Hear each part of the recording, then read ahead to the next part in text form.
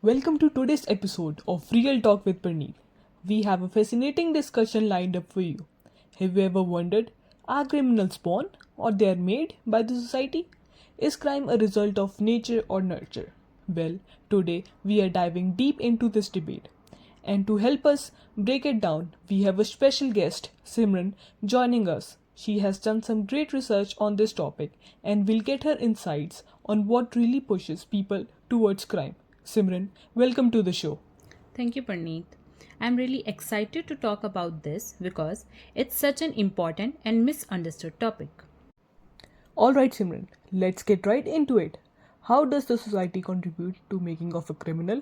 Does society play a role in shaping someone's path to crime? That's a great question, Parneet. Yes, society absolutely plays a very significant role.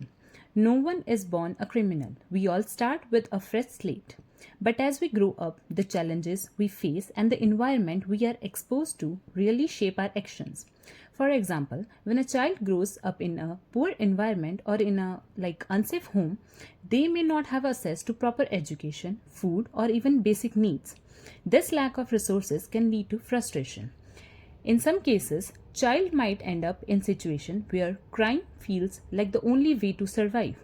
And that doesn't mean that they want to hurt others. It's just the options seem limited. For instance, if they don't have access to education, they might feel like they won't get a good job in the future. Without proper education, many young people find it difficult to follow rules or understand life ethics. They might then fall into criminal activities to cope themselves. That's really insightful. So, you are saying that things like poverty, lack of education, and poor environment can influence someone towards crime? Exactly. And another thing is to consider is something called social learning theory. Essentially, when someone grows up in a high crime area, they see crime as a normal. They might learn that this is the only way to get by because that's what they have seen their whole lives. So they start to adopt these behaviors themselves. It's true that our surrounding can have a huge impact on how we view the world. But it's important to know that not everyone who grows up in a challenging environment becomes a criminal, right? That's right. While environment matters, it doesn't define a person's future. There are many people who rise up above their circumstances and find ways to make a better life through their hard work, honesty, and determination.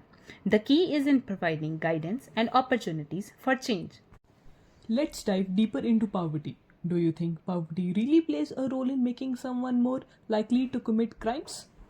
Yes, poverty is a big factor. When a family struggles to meet basic needs like food, shelter, or education, it can create a lot of stress and frustration. Imagine being in a situation where you don't know where your next meal is coming from or how you are going to pay for your tuition fees. It can lead people to illegal activities. Some may turn to gangs for a sense of belonging, while others might sell drugs or steal simply to survive.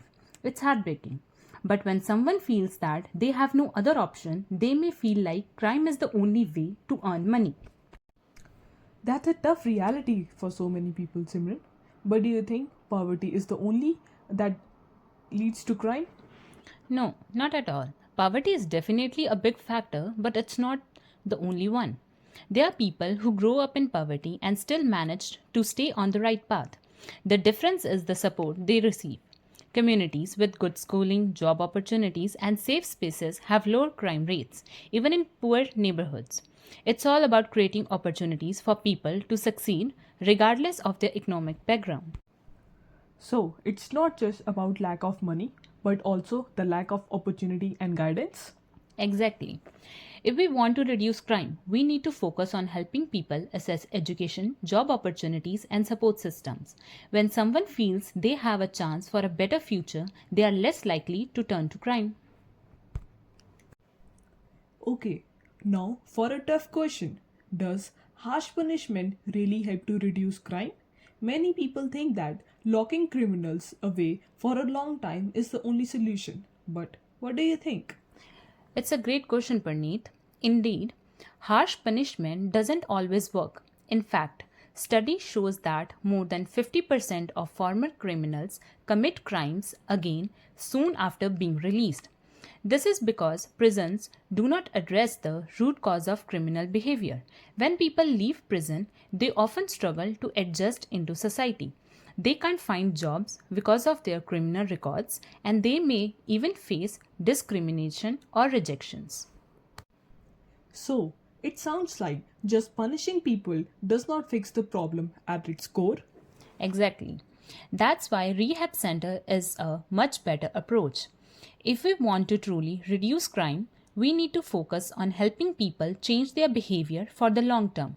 This means providing education, job training, and emotional support. We also need to help them understand the consequences of their actions and provide them with the tools they need to avoid falling back into the criminal activities. Well, that sounds much more a compassionate approach. Do you think it could be more effective in a long run? Definitely. If we focus on rehabilitation, we can help people start fresh, reduce the chances of them committing crimes again, and make our communities safer. When individuals have the chance to change, they are more likely to become productive members of society. Simran, thank you so much for sharing your insight today. I think we have learned a lot about how society, poverty, and approach to punishment shape criminal behavior and what we can do to make a real difference. This has been such a great discussion. Absolutely.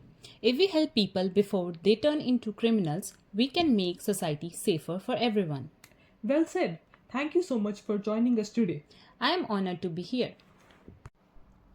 And thank you to all our listeners for tuning with Real Talk with Parneet. If you find this discussion insightful, don't forget to subscribe and share. Let's keep the conversation ongoing. What do you guys think is the best way to prevent crime? Until next time, stay informed and stay safe. Peace out.